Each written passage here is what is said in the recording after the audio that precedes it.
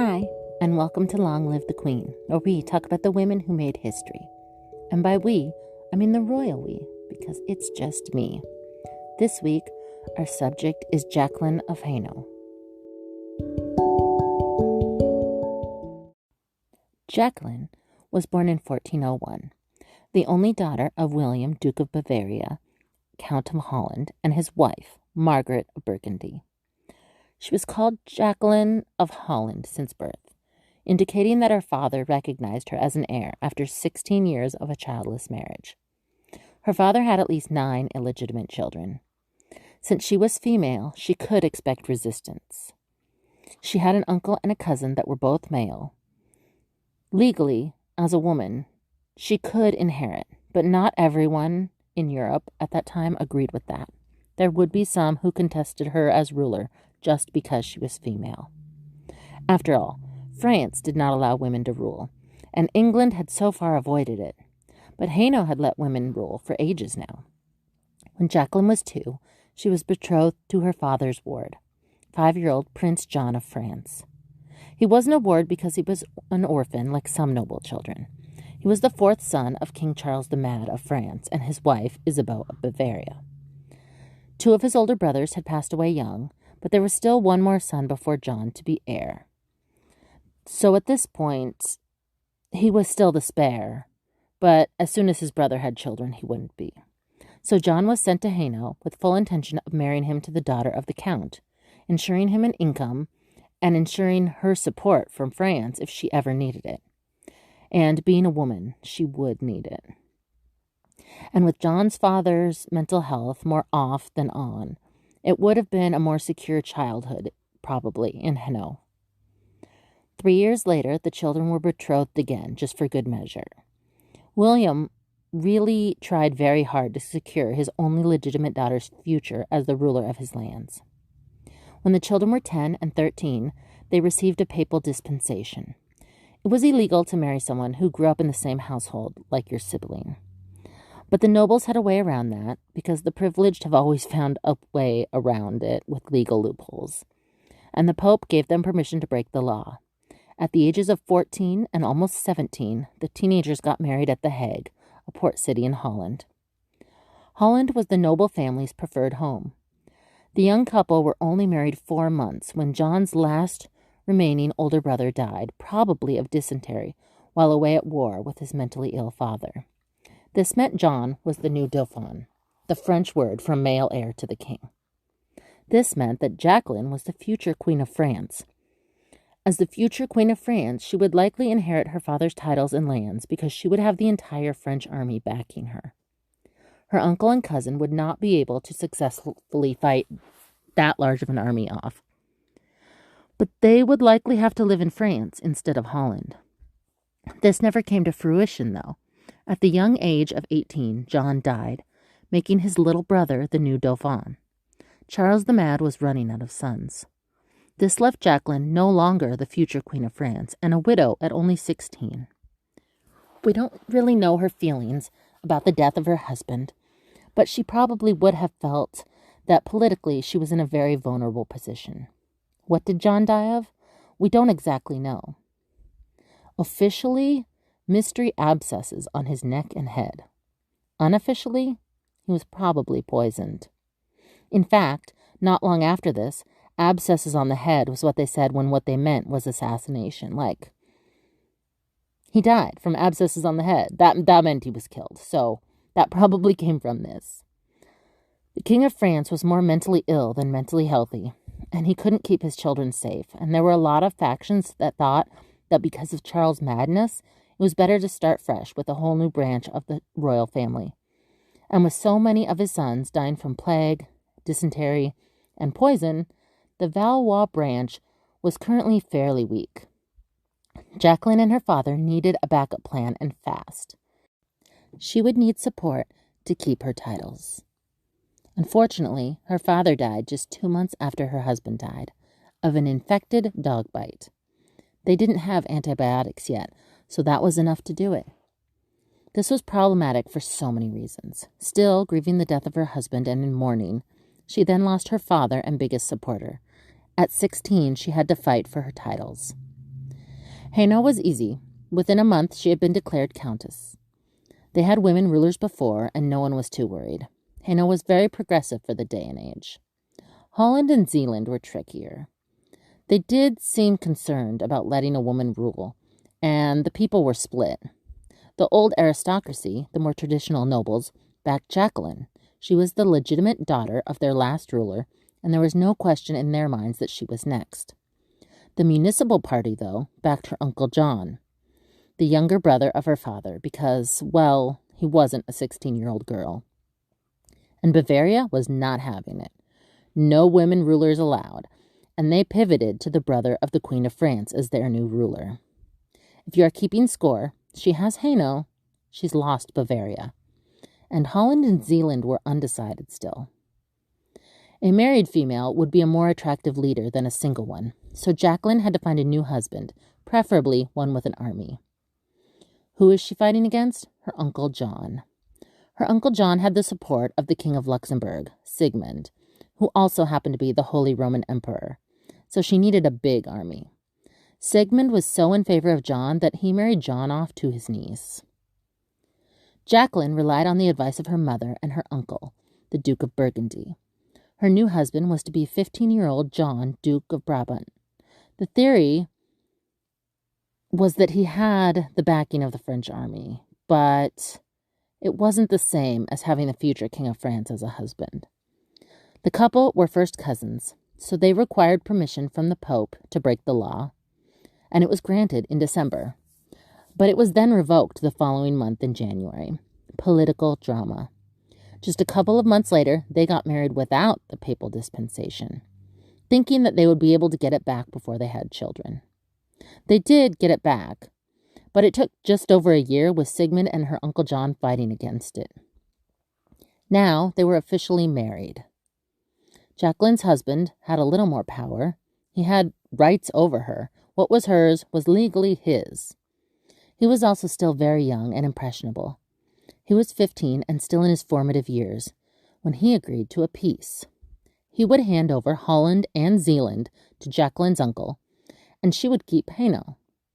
This wasn't so much of a peace treaty as it was just Jacqueline's husband quitting the war and giving the enemy everything they wanted. She kept Hainault, but she already had Hainault. This was enough for Jacqueline to realize that this marriage was a huge mistake, and she wanted it annulled. She felt very betrayed, and she was angry. She had experience now. She needed an army, and until then, she would bide her time in Hainault. She didn't have to wait long. The next year, when she was about 19, there was a European shake-up. King Charles the Mad had disinherited his youngest son, and France didn't let women rule. King Charles had declared King Henry V of England as his heir after he died. King Henry was also getting married to the king's youngest daughter, Catherine, strengthening his claim. But he would have to fight for it against the current king's disinherited son and a handful of his brothers.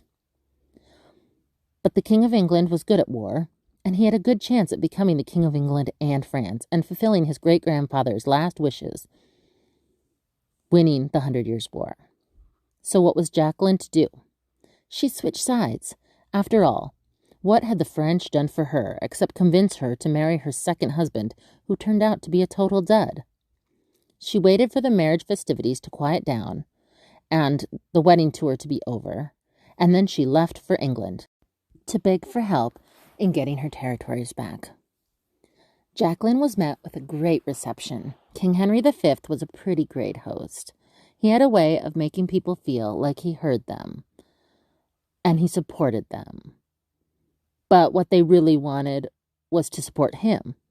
He had a way of talking people into things. He did it every time. Jacqueline was an honored guest at English court and seemed to get along with the English king and his new wife, who was a French princess and the same age as Jacqueline.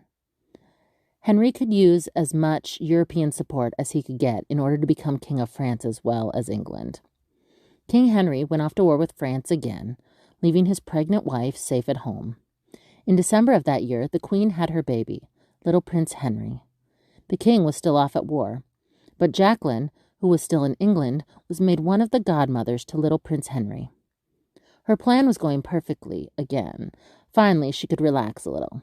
She had the support and friendship of the King and Queen of England, and hopefully France, and she was the godmother to the future King of England, and hopefully France. Everything seemed to be coming up Jacqueline. Except she was still married to that dud, John. But then, just 7 months later, the king, never having returned from war to meet his son, died. The king is dead. Long live the king, the baby king. Just like before, everything seemed to be working just to suddenly be derailed abruptly. So, time to pivot again and make a new plan. But she had made so much progress in England and was still the good friend of the Queen Mother and godmother to the new baby king. So at the age of 21, she received her annulment from the dud. Except for one problem. The annulment was only valid in England, nowhere else. But for now, England was where she was, so that was good enough. She just had to get herself married to a powerful Englishman who could help her get her annulment recognized with the rest of Europe. Powerful men had ways through loopholes. And the very next year, she married Humphrey, Duke of Gloucester. He was very powerful, a royal duke, younger brother to the late King Henry V, and uncle to the new baby King Henry VI. He, along with his brother, the Duke of Bedford, were helping to run England for their baby nephew. The wedding was a secret, because of course it was. Those were all the rage. Meaning it was probably not a political marriage, at least not for him. She had nothing to offer him, but he could help her a great deal. When it was finally announced, the wedding surprised everyone. Why would a royal duke marry a 22-year-old girl with barely one kingdom? There were rumors she was pregnant, and if she had a boy from a powerful English royal duke, it would help her chances greatly in getting the rest of her territories back. Just after the marriage was announced, Jacqueline unfortunately miscarried a child she had either been pregnant with when she got married or conceived shortly after. She still wasn't pregnant yet again when her uncle and main nemesis died of poison, because that was really going around. It was poison season. Her main nemesis was out of the picture, but her husband, the dud, was still claiming her territories. In the rest of Europe, she was still considered to be married to him. And he was working with her cousin. He had made him his heir, because he still didn't have an heir, and with his wife married to someone else in England, he wasn't likely to get one. And she certainly wasn't having children with him. She wasn't even coming back to the country. Her new husband, Humphrey, decided to fight back, but it didn't go so well. They were unsuccessful. Timing was not on Jacqueline's side. Luckily, though, for Jacqueline, her second husband, the dud, died at the age of 23. We don't know what exactly, but I'm going to go with poison, because after all, it was poison season. He is often considered a weak prince, who was easily influenced by much more shrewd and politically able men, such as Philip the Good and John III of Holland. His age and experience would have played a major role in this characterization. So, problem solved? Not so fast. A year after the death of her second husband, the Pope declared that it was in fact valid and her English annulment wasn't legal. So even though her second husband had died, she still wasn't legally married to her third husband. It was just powerful men trying to control inheritance through legal loopholes. In any case, by this point, Humphrey was having an affair with one of Jacqueline's ladies-in-waiting, Eleanor Cobham. But we'll get into that in a later episode. And with his marriage officially canceled in Europe, he decided to marry his mistress. So it was time for another pivot for Jacqueline. Timing never seemed to be on her side. She kept marrying men to help her, but it never worked out. So time to find a fourth husband. But Jacqueline seems like she tired of fighting. She was 27, unmarried, and still childless. Her last husband, Humphrey, was busy trying to stop his sister-in-law, Queen Catherine, from remarrying, while himself marrying his mistress, Eleanor, Jacqueline's old lady-in-waiting. She decided to sign a peace treaty with her cousin Philip. She retained her titles of Countess of Hainault, Holland, and Zealand, but the running of the territories would be her cousin Philip's job, and if she died with no heir, he would be her heir. She was in charge in name only now, And to make matters worse, if she wanted to remarry and attempt to make some heirs, she needed permission from her mother, her cousin, and all 3 of her territories. So she wasn't likely to get that. And at this point, she was probably over men and their legal loopholes. But her financial situation was bad. And by that I mean she could barely afford her servants. So, like, poor for a rich person, but not poor. She still had servants. Definitely poor for her and her lifestyle. BFF to the last Queen of England, her cousin had not progressed in good faith either. He was buying off the loyalty of her supporters and estranged her from them any way he could. He would not stop until she was less than no threat at all.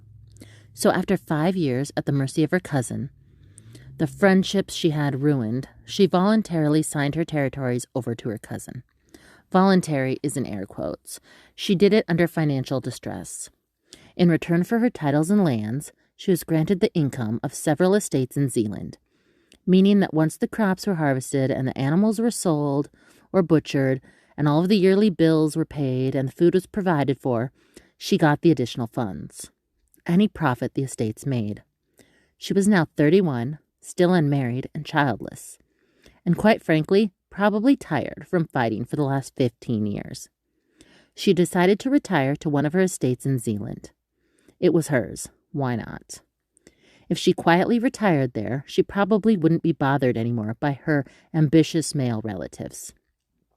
In Zealand, she became close with Francois, Lord of Bourset, a local, powerful noble.